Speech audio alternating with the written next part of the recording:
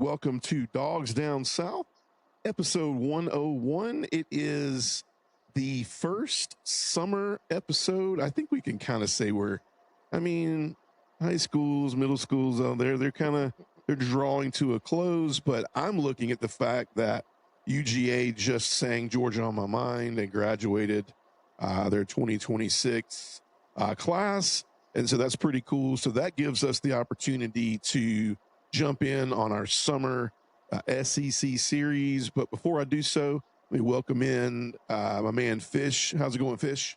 Good, man. Good. Glad to see you. Good to Been a see you while. again, man. Yeah, I hadn't seen you in a while, man. Yeah. You're looking dapper, man. I have to say, the beard's trimmed really nice. All things, you're rocking the Batman shirt, That's that. man. It's that end of school year glow. Yeah, man. I'm intimidated. You got the Batman shirt on, bro. I feel like I should have came with more of a superhero vibe Well, tonight, man. it's the off season, so Okay, But okay. as soon as kickoff day one, I'll be all UGA. I hear you, bro. I hear you, man. So we're live, man. We are on TikTok tonight. We're on YouTube and also Facebook. And then 24 hours later, we will be on Apple Podcasts. Hey, shout out to everyone who streamed the 100th episode of Dogs Down South. I opened it up today, man. And just in the main stream, like Apple Podcast realm alone, we had 106 streams, which is, Nice. for a little old platform like ours, that's a really great number. So thank you for the support. And we're looking forward to, we're halfway through the off season, man. I think somebody said yesterday marked the halfway point of the off season. And so we are close to, obviously some summer vibes kicking up, and then we head into camp. And the next thing you know, man, we're between the hedges, playing Tennessee State, right? Yeah. So I thought, Fish, it would be cool. We were waiting on this. So spring practice is over. We had a little mull. We took a little, after spring practice vacation. Now we're back on Yeah. a Tuesday night here. We So I thought deserved it it. would be cool to, obviously we're going to talk some hot take stories, but I thought it would be cool to open up our post spring SEC rankings, or how we think, if everything settled right now, how we think the teams in the SEC would finish if the season started after what we saw in spring, right? Now, Yep. I'm going to go ahead and give you a nudge and say that not many people played spring games, so kudos to Georgia. And, I say played, but televised. Maybe there were some teams that played them, but that definitely gives Georgia a little bit of an upper hand because we actually were able to be scouted and seen. Just Definitely. kidding. But yeah, we're going to talk SEC post spring, and then we're going to do a little cool vibe at the end and do some, what would a all Kirby Smart Georgia team look like? But before we do that, Fish, let's hop in. Let's break the ice tonight. First off, kind of a hot take for not a good reason. If anybody hasn't heard, Fish might think I'm jumping into something before I am yet. But Ahmad Hardy, man, from Missouri. I don't know if people have heard this, but Ahmad Hardy was shot at a concert in Missouri, and he is stable. Good. But a lot of questions around. Now, obviously, we as human beings, we talk real first, and we wish him the best, his family recovery. I heard he'd have to have surgery, but he's stable. And not a lot of information coming out of Missouri about details other than they haven't caught anybody. And I'm hearing that it was a leg. He was shot in the leg. And so a lot of questions, though, in the sporting world around what does that change for Missouri? Ahmad Hardy, obviously a big piece of that offense, probably was going to be in the talks for Heisman, right? At running back with Missouri this year, had a great year last year, and definitely was going to probably put him in the area of offering him a very good draft stock next year. Yeah. So thoughts and prayers go out to Ahmad Hardy. We're going to talk a lot more about Missouri later on when we do our rankings, but just wanted to make sure, and if you hadn't heard that news, to break that news and let you know that Ahmad Hardy and his family's in our thoughts and prayers. Yes, Prayers definitely. goes out to Missouri and all the players. But Fish, you actually sent me a message today, and I had heard pieces of the story, right? But I didn't hear like all these pieces, man. So like when I actually started putting them together, it was pretty hilarious, man. Like, so Lane Kiffin and Steve Sarkisian got beef right now, man. But Yep. before we even get to their beef and what you were talking about with me, because I want you to be able to share with me a little bit about the Sark end of it. But I kind of went back and I listened to a couple of podcasts, specifically that SEC podcast. And dude, what, like, bro, I heard it said that like Lane Kiffin is the only coach that can stand on a bridge that he's burning. Like, if it was ever possible, can you stand on the bridge that you're burning currently, right? Dude, he is just taking shots outside of the Sark thing, but like at Ole Miss, like I read an article on ESPN today, dude. He's throwing lots of haymakers their way. Like I don't know what happened when he left.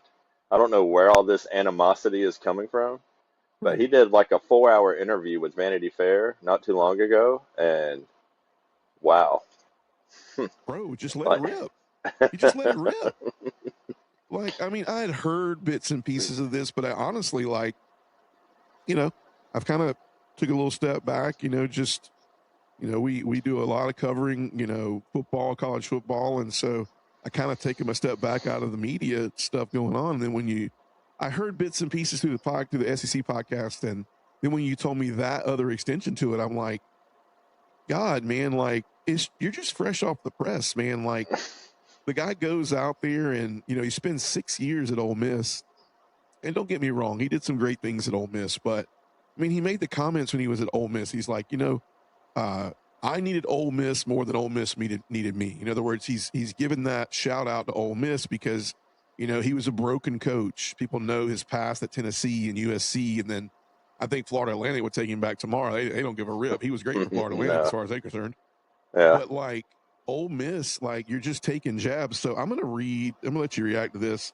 I pulled the comments. So basically, in that Vanity Fair interview, he mentions the challenges at Ole Miss and said some recruits' families were uncomfortable with Mississippi's racial history and diversity concerns. Right. One Yep. quote getting heavy attention was recruits allegedly saying, "My grandparents aren't even letting me move to Oxford." Um, and so a lot of fans interpreted those comments as Kiffin taking a public shot at Ole Miss Yep. after leaving LSU. After leaving for LSU, others thought he was just being blunt about recruiting realities in the SEC. I don't read it like that at all. I think there's still animosity right now, and Big maybe time. it's more from Lane Kiffin. I mean, does this kind of fish give you an example of the fact of, do you honestly think that Lane Kiffin is actually kind of toxic for college football in general? Yeah, I have lost all the respect I ever had for that man. All the sympathy after losing money. He is a piece of work, dude. And Yeah, what he's saying now, he says he's just speaking his truth and not taking shots. It was a 4 hour interview. Oh, da, da, da, da. Dude, he didn't have to say that. He took it somewhere that it really didn't need to go. Like he even mentioned yeah, like segregation on campus and in Oxford and stuff like that. Like, what happened? Like, I yeah. really need to know. I need to know what happened with him and the AD, or either what's his name, the new head coach, the guy who took over for him. I can't remember his name off the top of my head. Oh yeah, Pete I, Golding. Pete Golding. There you go. I've been hockey and basketball for like the past like 3 or 4 weeks. Yeah. I've got to jump back in. I've got to get back in. But dude, I don't. I just who would want him after this? I mean, I know there's going to Well, be teams out there that'll take him because they want to win, but dude, do you really need the poop show that well, I comes along mean, with him? can anybody see where LSU's at right now? I mean, Dude, they'll take anything. I mean, I don't think they'll take anything, but I mean, we talked about it on our earlier show. I mean, they're what, 200 million in the hole as we spit. No, more than that.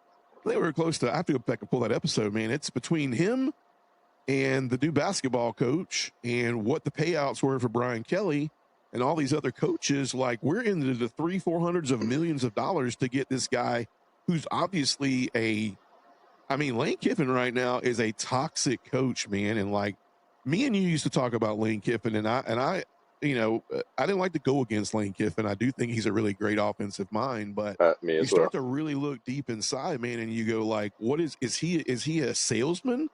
or is he a football coach? Like, what is he selling? Right? It's like his stuff in social media and his quotes, and it would be like some of his SEC colleagues to come out in the next few weeks, months, and support him.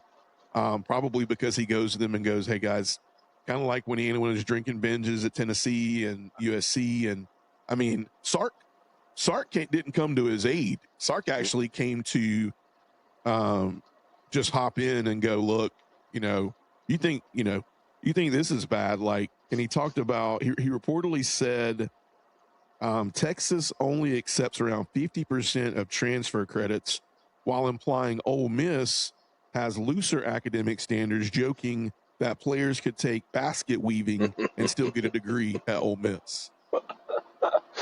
I mean, these Dude, guys worked on the same coaching staff under Nick Saban, right? They were on the same staff. I and this think is Sark was poor an Nick. analyst. Poor Nick Yeah. having to deal with this. Or not this, but like I'm sure that there was like beef and stuff like that between, Kirby Lane and Sark all there at the same time. Like, there's no telling, like, the fights, he had to, like, or the fires he had to put out, so to speak, because there's something, like, there's I something mean, going on. either that, man, or it's kind of like, it's kind of like when Jake Paul, gets the buildup going for his fights, right? Yep. The more stuff you can put behind it, the more money can come into play. And I mean, these two teams obviously meet this season and will be one of the most televised. It could break records for televised in a televised setting, and there will be a lot of media, social media, a lot of people at this game. There will be a lot of eyes on this game. There will be a lot of build up to it. I can guarantee you, College Game Day, regardless of the records of these two teams, will be at this game. You know it. Um, it wouldn't be surprised me if SEC Nation doesn't show up. I don't even know what games happen on this weekend, but I don't like either. this reminds me of like a Jake Paul like rummaging session to get everything pumped up, and really behind the scenes, they're just trying to cause a bunch of drama or pull the eye towards the SEC. What do you think? Yeah, I mean, you could be right. I mean, that it's it's not unheard of for like there to be like media stunts and stuff like that. Like, hey, we want to go ahead and get the ball rolling on this season. Let's build up some excitement and some drama. So, we have something to look forward to and talk about between now and October or November, whenever that game is. I don't even know where that Right. game is. I don't know if it's Texas or LSU. I don't know where it's at. It's But close. It's close. It's Ole Miss and LSU. I think oh, it's like oh, second or third game of the season. mm. Um, But I mean, that's but I dude, just he plays, but they all play each other. I think, if I'm not mistaken, I know Texas. Plays LSU. No, Texas plays Ole Miss. I know Ole Miss plays LSU. I just don't know if Ole Miss plays Texas this year. I'd have to look at that. But I mean that just kind of is another 1-2 punch towards Ole Miss. I mean, Ole Miss has been through it, this off season, and I don't feel sorry for Ole Miss either. I mean, I'm not hopping on the bandwagon of dragging a school. no, Um, but transfer portal accusations have not been something that's high on the list of making Ole Miss look any better right now. NIL absolutely. spending is very high. Tampering allegations from Dabo Sweeney, and then Kiffin leaving for LSU. I mean, I don't know if everybody remembers Kiffin. The whole drama of him saying people tried to run him off the road, and even though there's no physical evidence of any of that happening, so when Sarkisian made these comments, it just kind of added to the soap opera of what Lane Kiffin wants, right? I mean, I think Yep. there's a method of madness behind it, and I think LSU is, they're cut right out of that. I mean, that's how LSU is. I mean, Yep. I don't respect LSU in a ton of sports venues. I mean, I wouldn't drag their school. I'm not going to sit there and talk some of the stuff that they're bringing up, but I will tell you that LSU for a long, long time has been just terrible. Like the leadership in general around the sports, and Coach O. Everybody likes Coach O, but I heard Coach O was one of the nastiest, cutthroat kind of coaches when it came around other coaches that could be. And then we all know that. I don't know. I mean, Brian Kelly. I mean, geez, man. I don't want to disrespect anything or call him anything female related because it's just been past Mother's Day. But dude, the dude was on his period every week, right? Like, it just looked like he was having a bad week every week. So I don't know, man. I can't say enough about LSU. Maybe he was fit for LSU, right? Maybe. I mean, a match made in heaven. I mean, and you're right. If it's a stunt, it's a stunt, but it's not making him look good. Like, it's making him look petty and small, and like he's got nothing better to do than just take shots at things, and not to mention the people that he hurt, that are going to get caught up in the blast radius of this, people in Oxford, that he's talking about indirectly, when he says what he's saying, when who knows how much truth is to it. It can't be that much, dude. It's 2026. Like, and that's, highly publicized, lots of cameras, lots of TV, lots of media, down there for the football games and everything these past few years that he was there. I mean, like, if there was any of that stuff going on, you would think that, it would be public knowledge. It wouldn't just be something that Lane Kiffin breaks in a Vanity Fair interview. If it was really that big news, he's just trying to hurt somebody, but, I don't know. It's petty.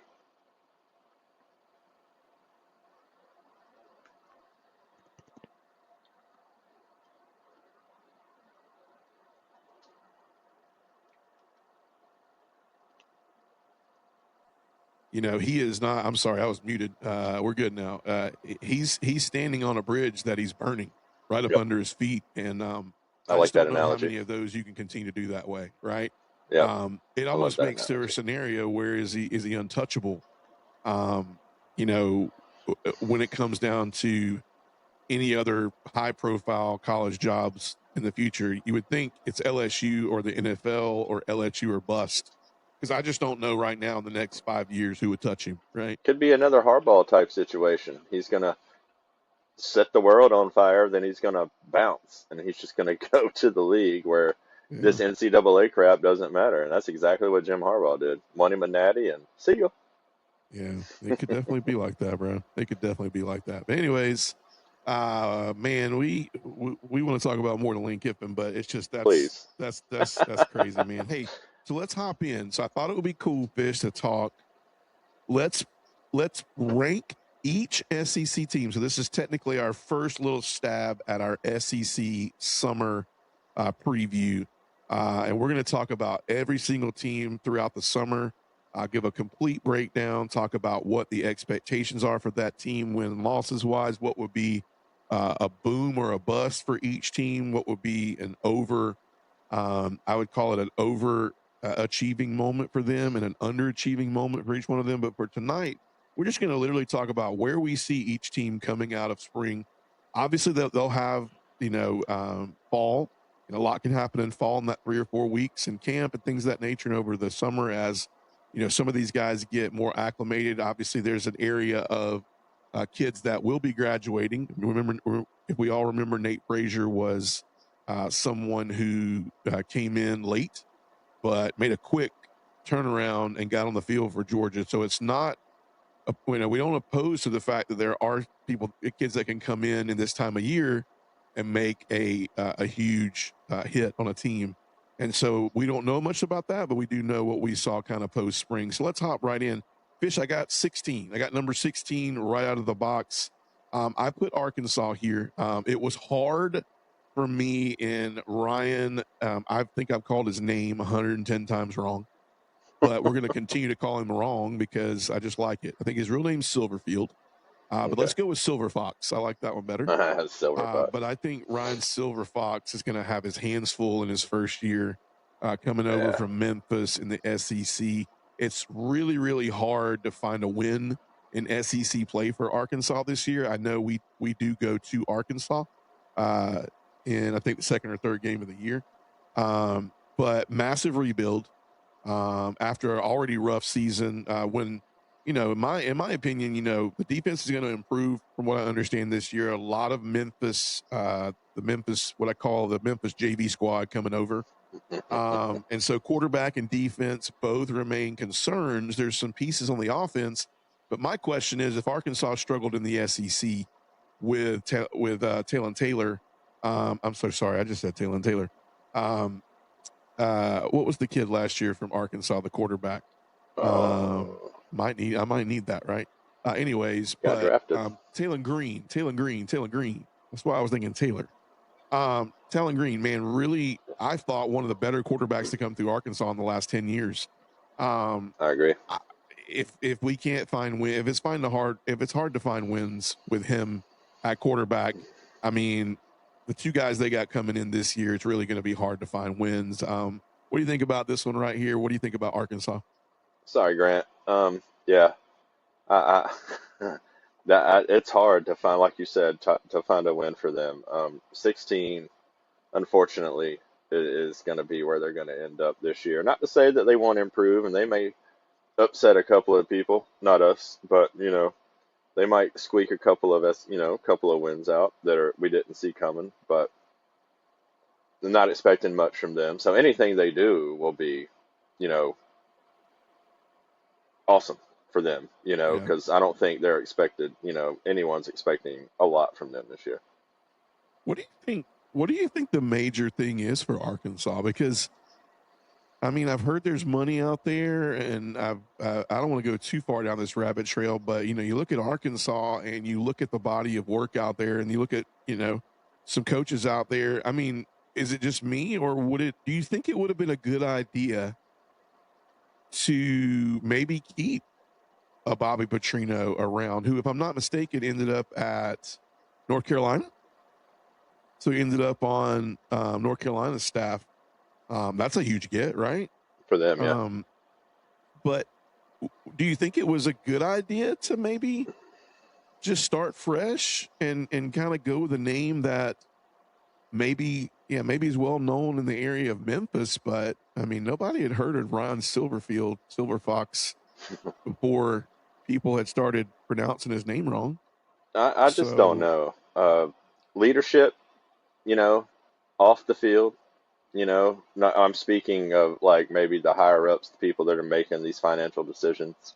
Um, yeah, who to hire, who to fire, and then they're hiring the wrong people and they're going after the wrong people in the portal. And I mean, let's assume that they have the same or close to the same budget as, any other SEC school, which I know that there's differences in, what, but let's just say that they're in the middle.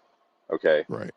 Because I honestly don't know. I like to assume that they have that Sam Walton Walmart money, you know, but maybe not, you know, maybe I don't know. But anyway, like it's just whatever they're doing is not working. Whoever they're going after aren't the ones that they need to be going after. It's not working out. It's not panning out for whatever reason.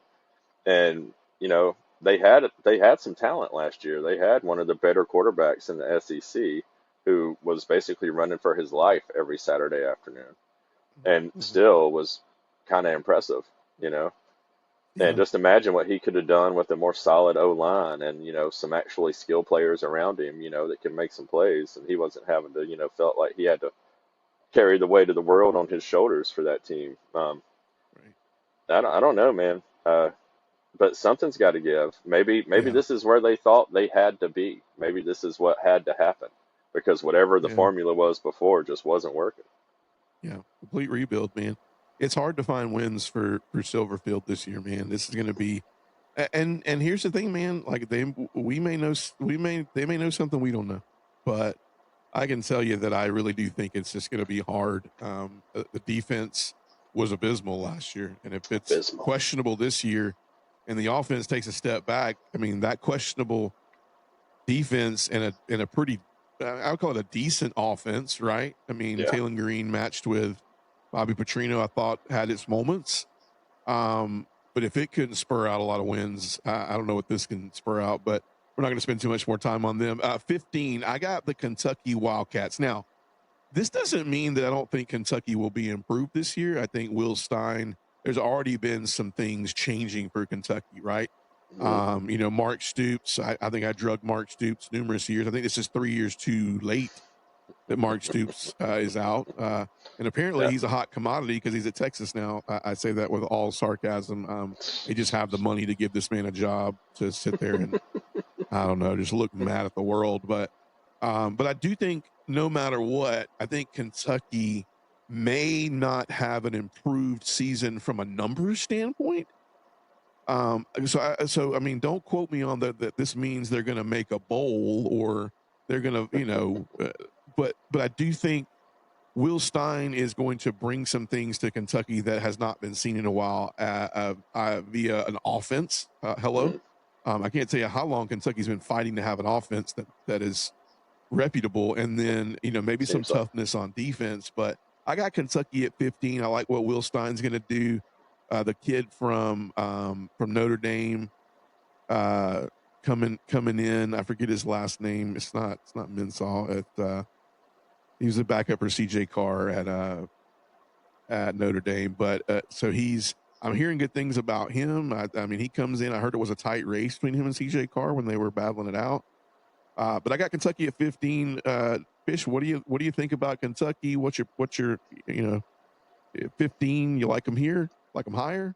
I think you could go in any direction with these bottom three, but you know, Yeah, 15 is good. I mean that's like 14, 15, 16. I think was you couldn't go wrong either way. Um, yeah, yeah, and and like you said, there's no really such thing as rebuild anymore.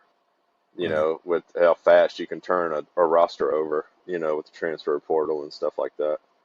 Yeah, Um, there, 20 years ago, yeah, but no, I mean, just they're gonna, 2 or 3 games, 4 games, it's not going to be hmm a stellar season for them. And the fans just need to expect that, so there's not a lot of heartache and, sadness in the yeah, season when they're not, performing right. But they will, like you said, this guy can, the new coach can take them in a better direction. The old one wasn't working. Mark Stoops, you're right, just sitting over there looking like he's mad at the world.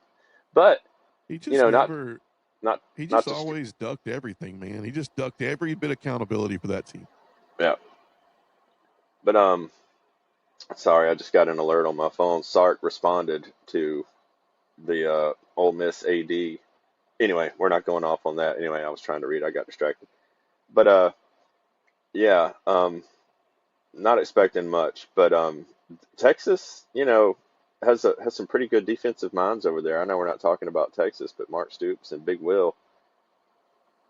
I mean, I like Will Muschamp, man, but the man's not called his own defense in 10 years. We'll get to Texas. Right. Um, I, Sorry, I think 5 wins for Kentucky. I think a bowl this year for Will Stein in Kentucky would be huge. it would I be. think it would be huge. I think they can get 5 wins. I think you're going to have to knock somebody off. And all I'm saying is watch out. Watch out, Alabama, week round 4 or 5. I'm not calling that game yet, but just watch out. 14. I got Mississippi State here at 14. The thing that gives me hope, and I want to ask you, Fish, I saw like Kamario Taylor's a real deal, man. He's a really good looking kid, Mm, quarterback for Mississippi State. I think this is going to be the offense is going to be fine under Jeff Lebby. yeah, Um, big thing is bringing back their former coach on the defensive side of the ball, Zach Arnett, who used to be, you'll know that name from. He was the head coach right after our beloved the Pirate um, passed Mike and left Leach. Mississippi State. Zach Arnett was the guy. He was running the defense, and he took over the interim position. I think they made him the coach out of just, it was a right thing to do. Right? Yeah, It didn't turn wins.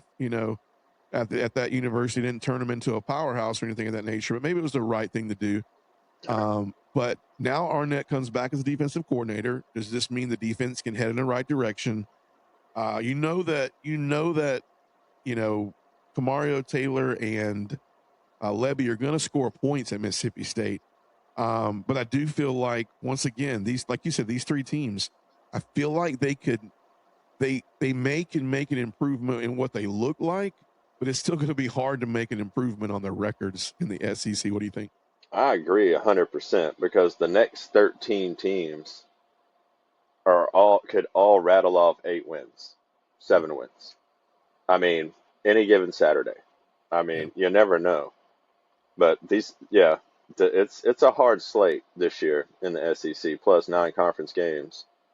So, whew, Yeah. all I can say is good luck. But as far as Mississippi State goes, yeah, the defense can only get better Yeah. because they were basically non-existent last year. Do you think? Do you think Jeff Lebby's on the hot seat this year for Mississippi State? You think he's got to go to a bowl? Through no fault of his own. I mean, again, this is what kind of help is he getting from Mm-hmm. the university, as far as what he can spend, what he can do, what he can bring in, recruiting budgets, NIL budgets.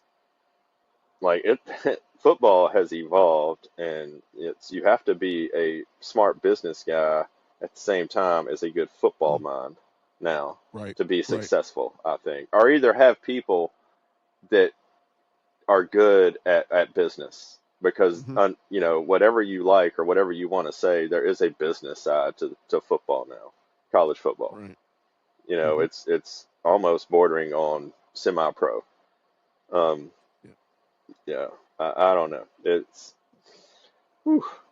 Yeah. So for 13, I have Vanderbilt in this spot, and I also have Vanderbilt as the biggest turnaround, kind of zero to hero type year. Obviously, coming off a year with the ever so talented Heisman hopeful Diego Pavia, who barely scraped by getting on an NFL team. Um, and it's 100% due to it. If you take anything from Diego Pavia, it's, the NFL is looking for your character as well, and your character at Vanderbilt just showed you may could be a problem. Yep.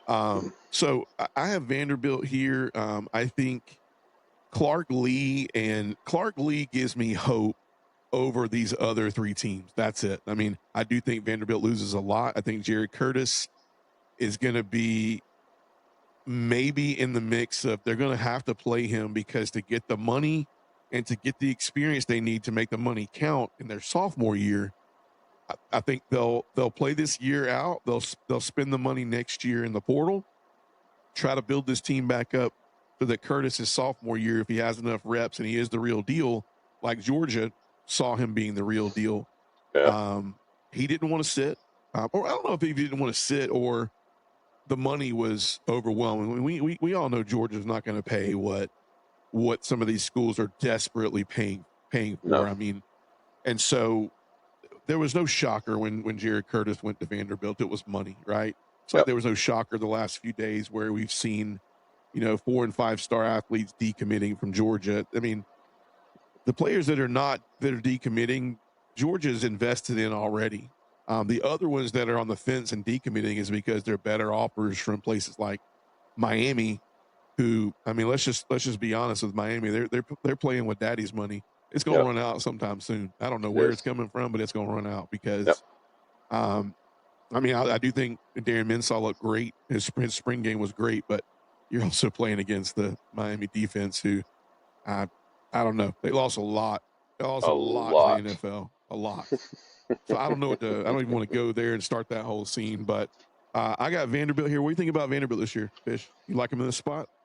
Yeah, but again, big drop off from last year. Like him or not, Diego brought a lot of explosiveness to that team on offense. And but Clark Lee is a good coach, man. He can make people, want to run through a brick wall for him. He's a great motivator and he's smart.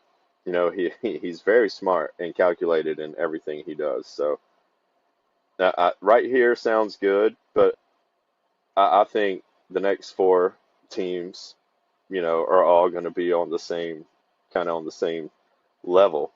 But like I said earlier, any one of these 13 teams, these top 13 teams, could rattle off 7, 8, 9, or not, maybe not 9, but 7, 8 wins. Yeah, not 6, 7. No, not. Not 6, 7. Old. Yeah, man. And I know I'm gonna put you in a spot here, but this is where I got them, man. So I got Auburn at 12. Now I agree with you in some notions. These are all post spring, right? Hmm. Well, they're post spring. I don't think that this Auburn team will look the same come come August, September. I do look at what can Alex Golish produce at Auburn with Byron Brown and the USF JV squad. Um, I mean, how does this line up in the SEC? Right? There's been talk about Byron Brown, and has a weird arm motion, and can he do this the same? Can he turn the same numbers out in the SEC that he did, at USF? Um, and so I don't know. I do know if you're going off of his spring game, it was pretty abysmal. I think he had less than 90 yards of passing. Wow. But also, I mean, how much is Alex Golish isn't wasting? He isn't wasting time showing people showing Baylor half of his offense on that day. So I do get that, and I do get the quarterback can't really run, and a lot of things that are created with Byron Brown are off of the run and off of him moving the pocket and moving his legs. And so I got Auburn here. I think the defense will continue to be solid. I think keeping that defensive side of the ball intact, coaching wise, with DJ Durkin was a hit for Golish. I mean, if Golish can just produce on the offensive side of the ball, I mean, no offense, it was a weird spring game, but it still looked better than what Hugh Freeze put on the field. Would you agree? Oh yeah, 110%. So would my And he wife. showed up instead of went to his golf game. That's a plus. And he's not flashing any of his scores online or anything like that. So he's already doing better than Hugh Freeze did last year. Um, yeah, I mean, I think losing Ashton Daniels, I like him personally. I also have an attachment to him because he's the son of a former UGA great, Juan Daniels, number 12, split end, one of my favorite all time Georgia players. I loved him. He was great. So I'm a little partial. I think that they should have fought a little harder to keep him, but not a lot of people like him or thought that he was all that. But anyway, yeah. Offense is going to have to show up because we know the defense will.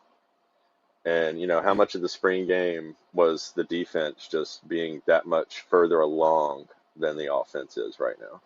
yeah. I agree. I think this is a time will tell. They have a chance to really, they out of the box. They play Baylor. I feel like probably one of the dumbest decisions they've ever made to take that game on, to a A neutral home and field. I mean, you'd love to have Baylor and Jordan Hare for Alex Golish's opening game that and win place would that be game. nuts. Yeah, win that game with Golish. They have a chance to go 4-0 before Where'd they they move step it to? into Georgia. I think.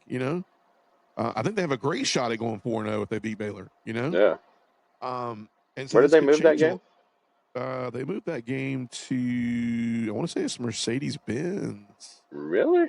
Yeah, I think that game's on a Friday night, Oh, is it the neutral site. Chick-fil-A game or whatever Yeah, this year? Okay. yeah, they moved that game. So yeah, man. All right, moving it. So I got Missouri at 11. Obviously, a lot of star power lost on that defensive side of the ball. I will say that if I'm confident in Missouri, my confidence in Eli Drinkowitz to produce on the defensive side of the ball with as much things that are happening and much losses that they have um, is good. I think Missouri will post a good defense. The biggest thing is can this offense turn a corner?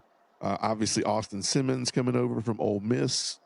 They've named him the starter, but once again, do they have Ahmad Hardy's a big chunk of this, right? Yeah, I know. So but I will say they have some leadway. I mean, I don't know what it looks like, but I know the first 4 games of the year. I mean, I'm pretty sure if I'm looking back, I think we got Austin Peanut Butter somewhere in there. And I think we got Arkansas somewhere in there. And I mean, I think Arkansas could win the first 4 games without Ahmad. I mean, I'm sorry. I think Missouri could win the first 4 games without Ahmad Hardy. Yeah. But obviously he's a big engine in there. But I like Missouri here safely right now. What do you think about having them right there, Fish? I think 11's a good spot. I think, we don't know what Auburn's about yet. So, we don't know what that's going to look like. So yeah, but we kind of have an idea about Missouri, a better idea, a clearer image, so to speak.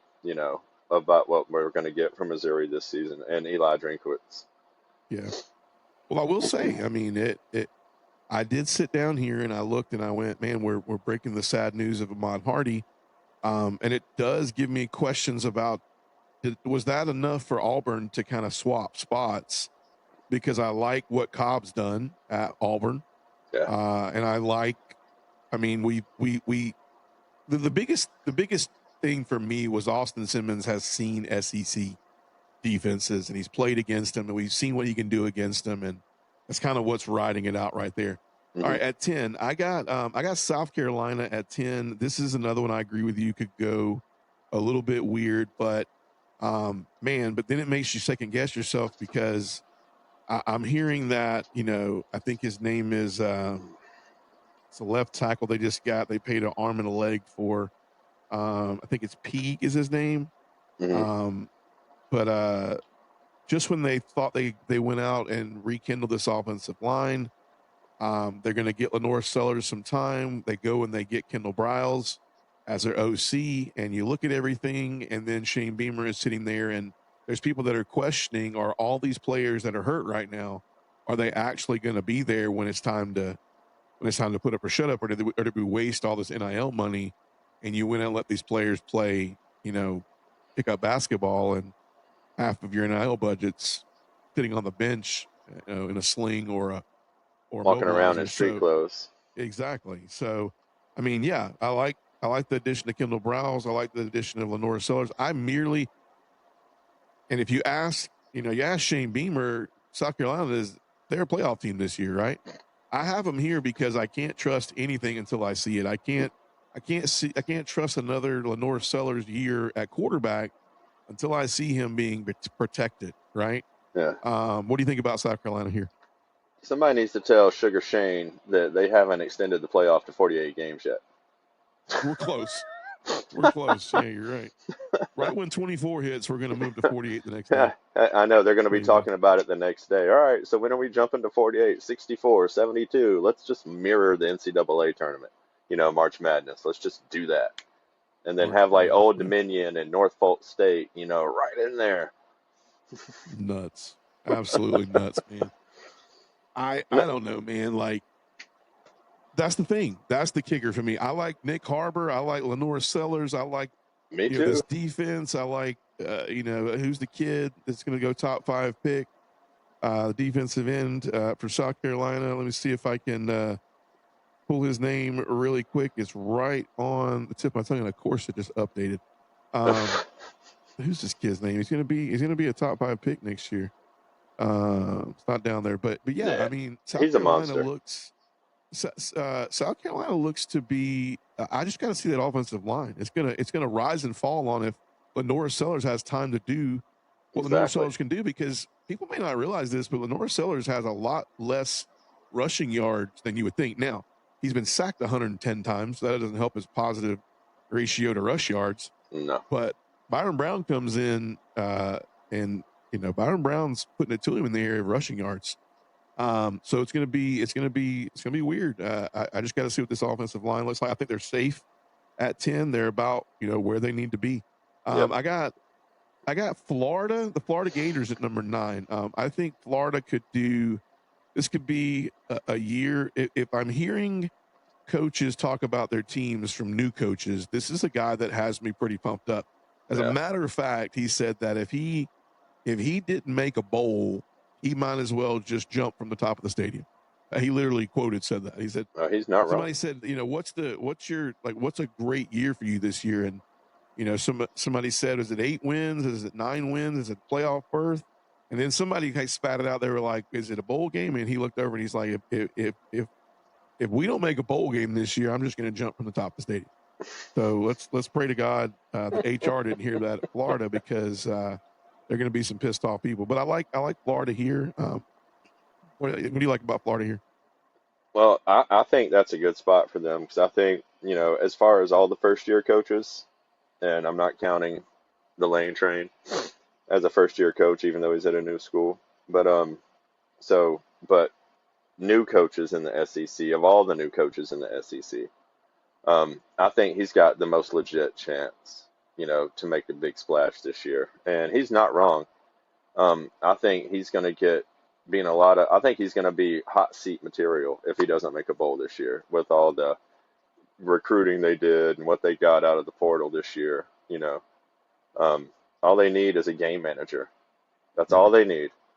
I think Right. they just need somebody to get in there and be smart with the ball and not Yeah. make turnovers and make really good decisions. And the play caller needs to help him out. Man, I think that's a great spot for Florida. Yeah. I agree, man. 8. I got Tennessee, man. So here's the thing. I'm not concerned about Tennessee at all. I don't know. Something just tells me Heupel, whoever's back there, whether it's Faison Brandon or McIntyre, that they're going to score points at Tennessee.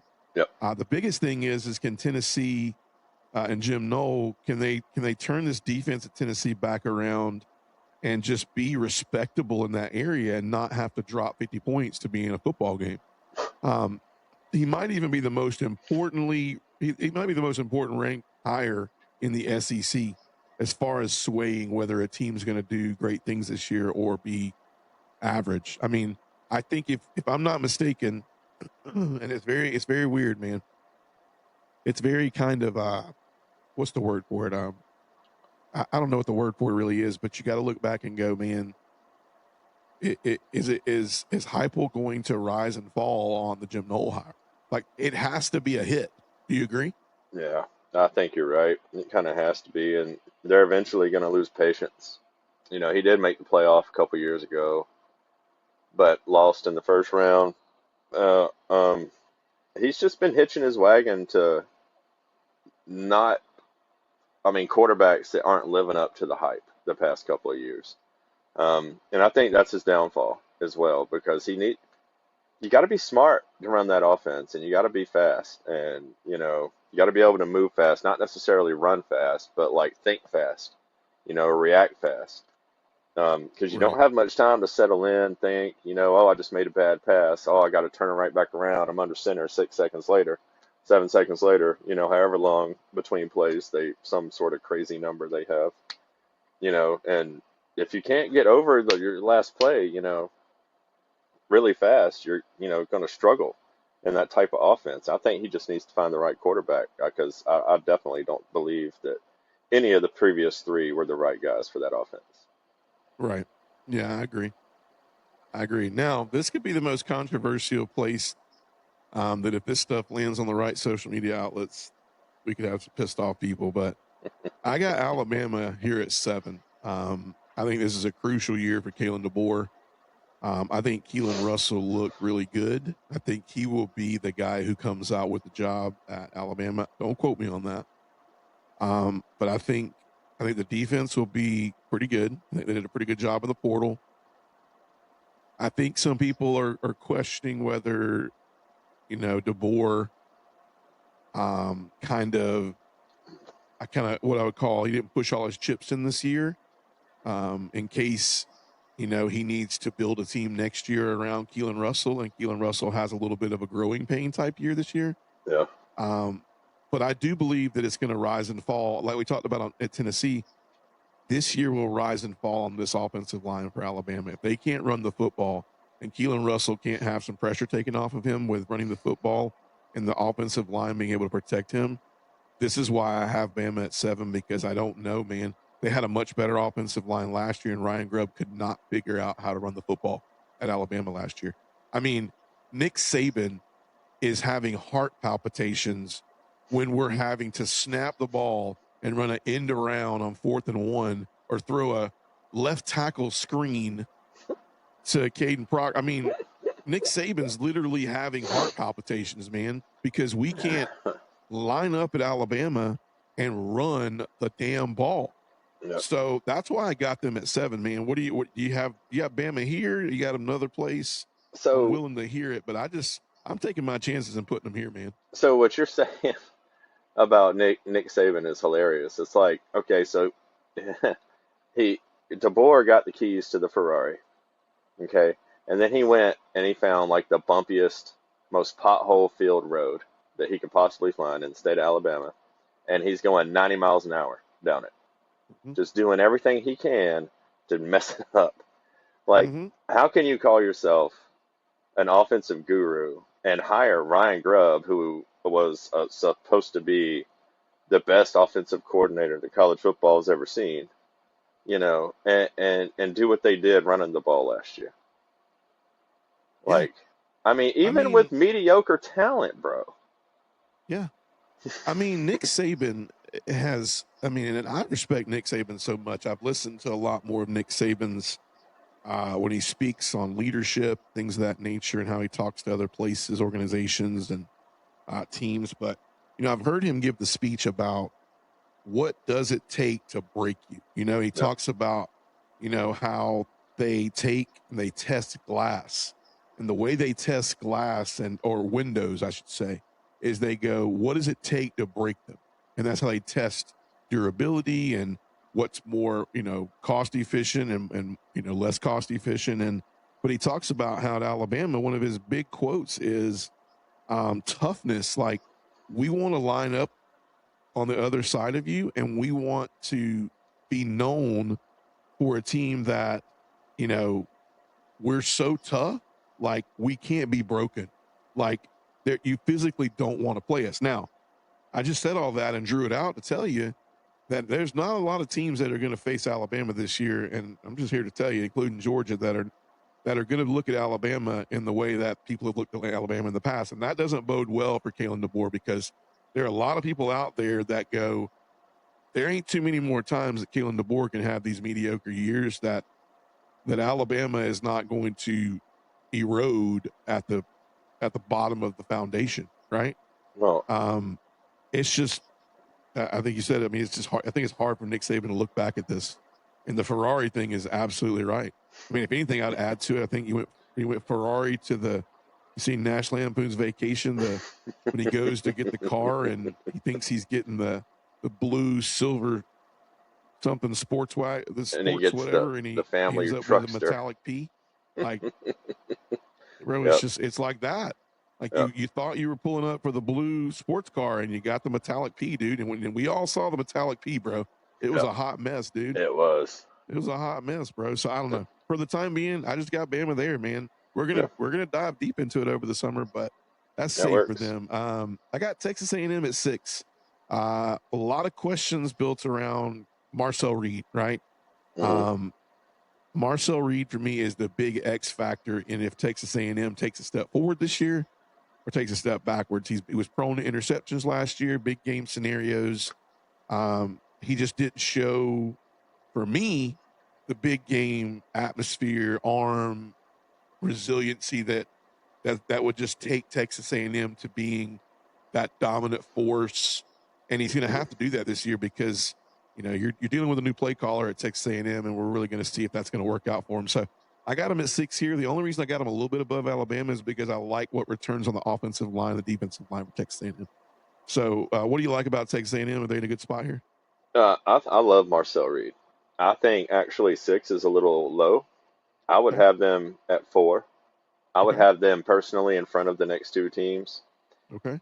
Might have a little bit to do with all the respect I just lost for Lane Kiffin, but that's okay because I refuse to give that man props anymore. That's Like legit. That's legit, the man. way he I runs can see his that. life, and you know, it's hard to put the personal aside. It really is, and just look at the football aspect of it, which nobody's saying the man can't coach, Right. but this eventually is going to spill over and affect the football side of things, I Uh believe, huh. Uh personally. huh. But anyway, Marcel Reed, I think, is going to only get better this year, and I think he was very dangerous last year. And, I think he's going to work on some bugs and he's going to work some things out, and he's going to be a much improved quarterback next year. They're going to have a dangerous Dig that. offense next year.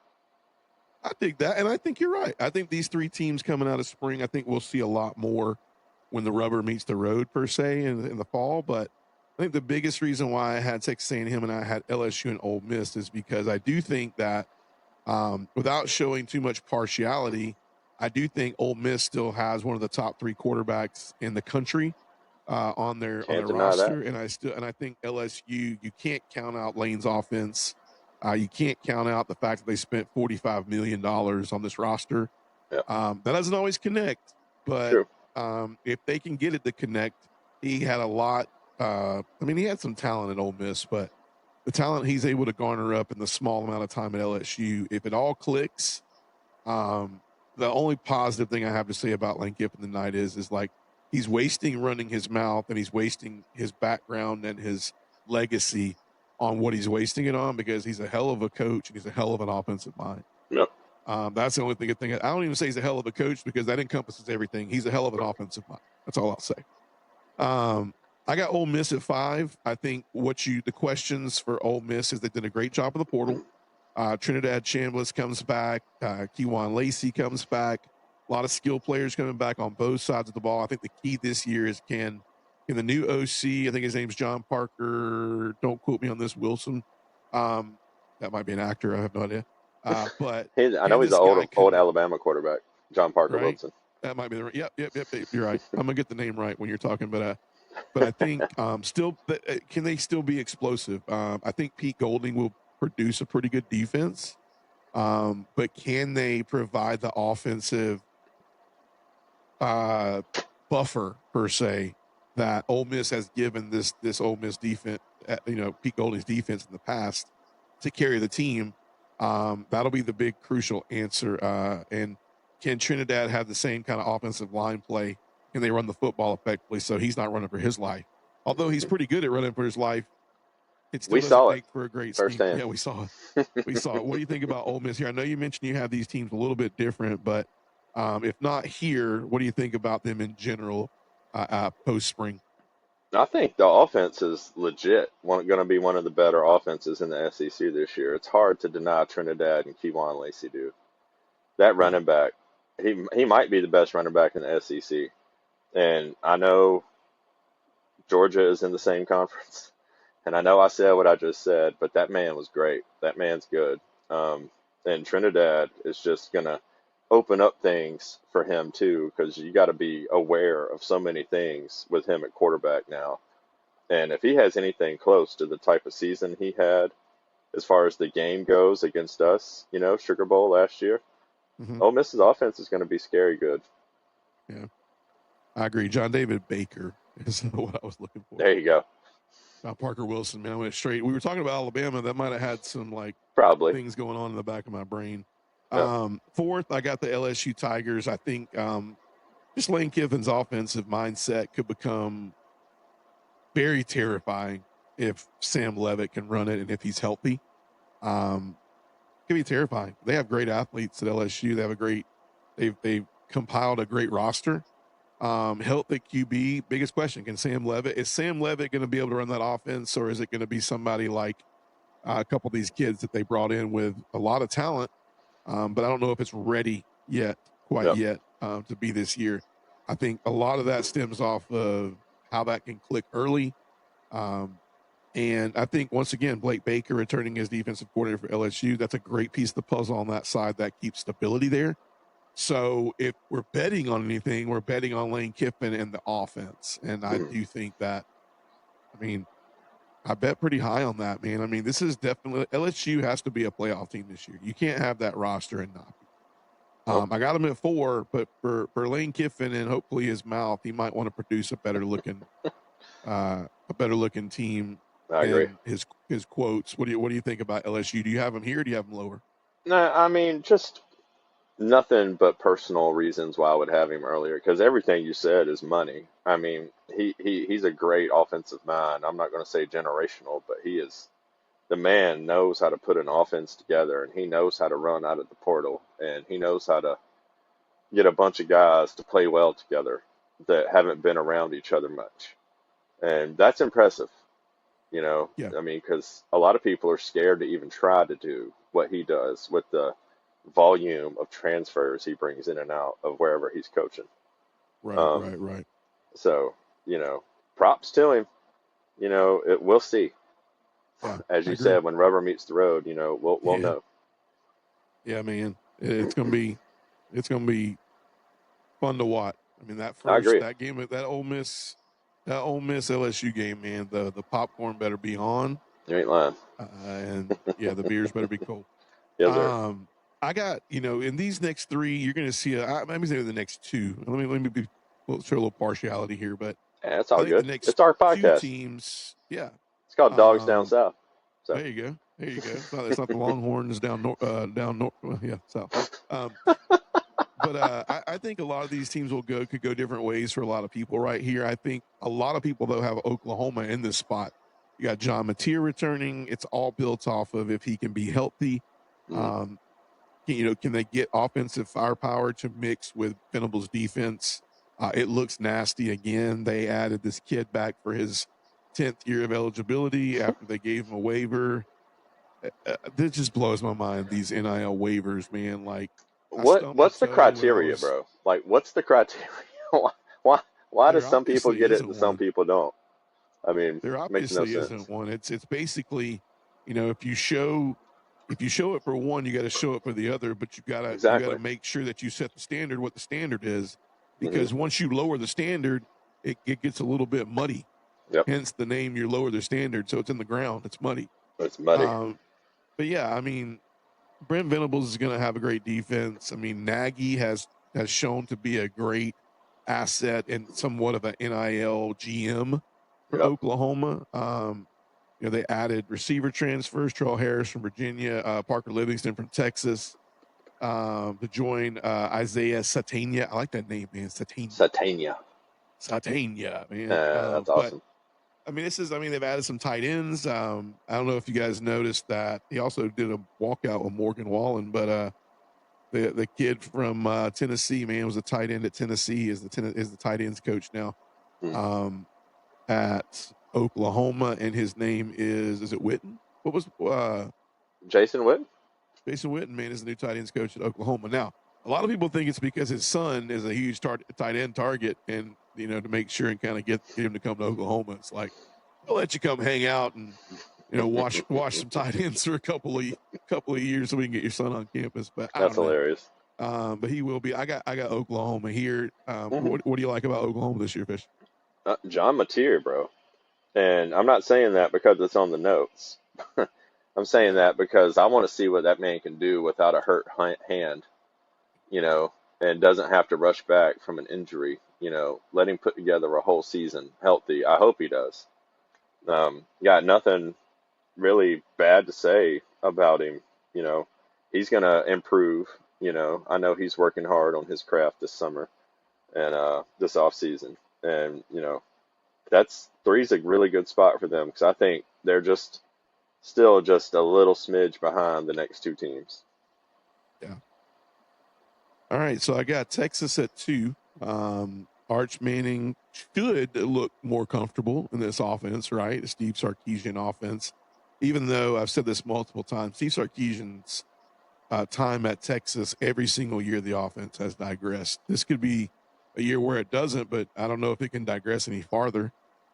Additions of Hollywood Smothers, Cam Coleman. If this offense goes backwards anymore, um, this is a ticking time bomb.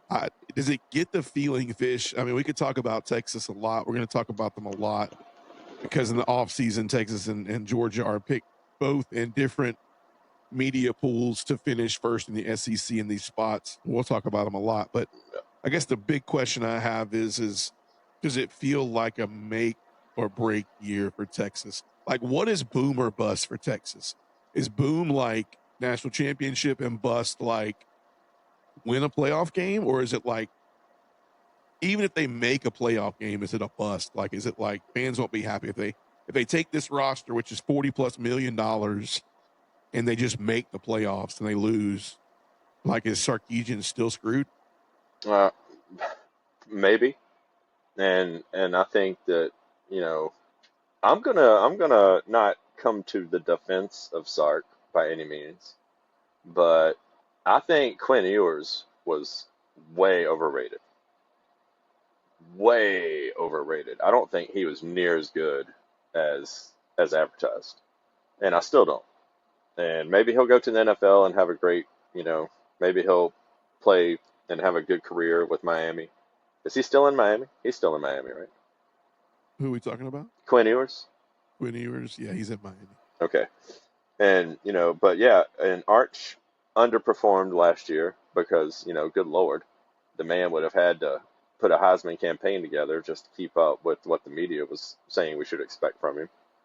Um, but he towards the end of the year, you got to admit the man looked good. The man looked a Yeah, lot better.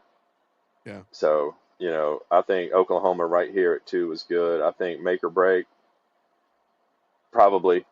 I think he'll definitely be on the hot seat if he's got to win a playoff game this year. yeah. No, 100%. I agree. I think I think if he doesn't make the playoffs, I'm gonna go out on a limb and say he's fired. If he does not make a playoff game with this roster and the amount of money they spent, he's fired. Yeah, If he goes to the playoffs and wins one, he survives maybe with a hot seat. yeah, And obviously, in order to go make him happy, I think he's either got to play for the national championship or he's got to win it. yeah. I just think that's where we're at. I mean, you're year 3 of Arch Manning. Everybody thought this should have been year 2 of Arch Manning because you don't. I don't think you have a. I don't think you have a 4th year. Do you? I mean, well, I'm sorry. This is year 4, right? This is year 4 for Arch? Seems like it. Sat Seems like he's been played. in Texas forever. And it does seem like it. I think this is Yeah. 3.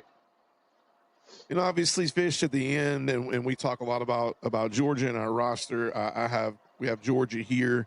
Man, what can we say about Georgia? We've said it a lot. Tight end depth. Gunnar Stockton wanting to be more just lethal this year, wanting to push the ball downfield at a higher rate. Defense looks elite again, and we look like that without a lot of these players that didn't even suit up for G-Day, right? Yeah. So Georgia strong again.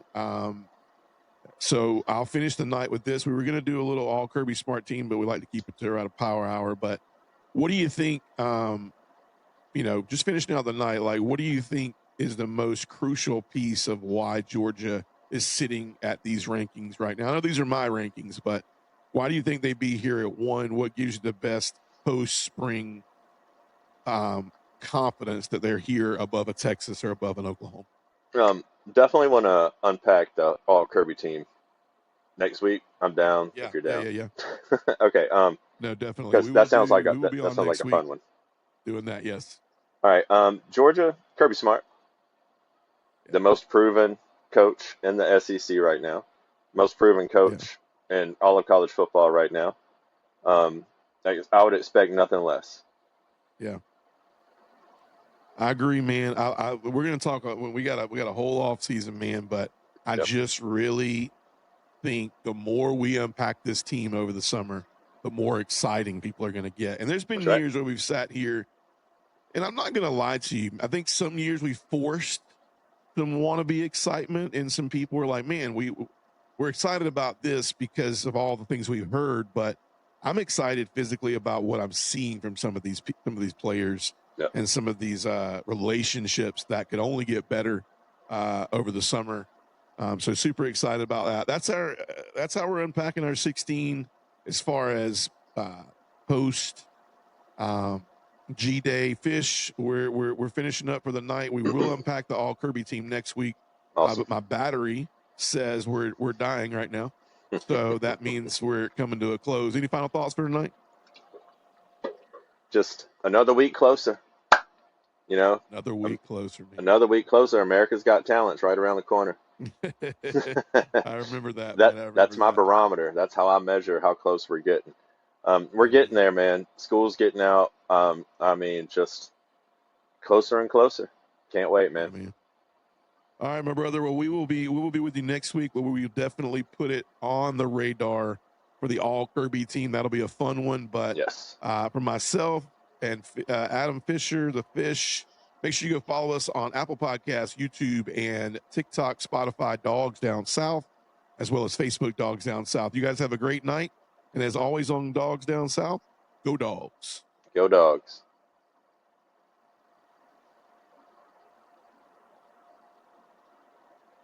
Bro, I did not realize I didn't hook up my freaking computer.